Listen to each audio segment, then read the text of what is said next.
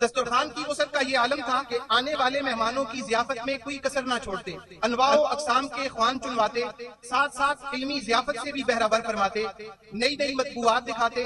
مسودات سامنے لاتے۔ ان کی علم سے گہری وابستگی اور محبت کا اصل کمال تو یہ تھا کہ علمی کام دکھا کر خوش ہوتے،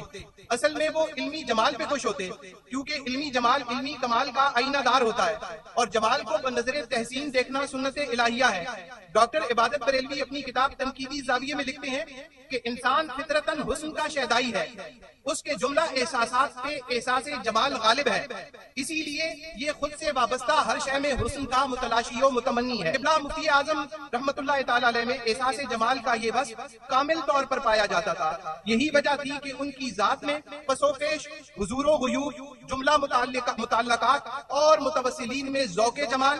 مظاہرہ حفظ مراتب کا بھرپور جلوہ دکھائی دیتا تھا۔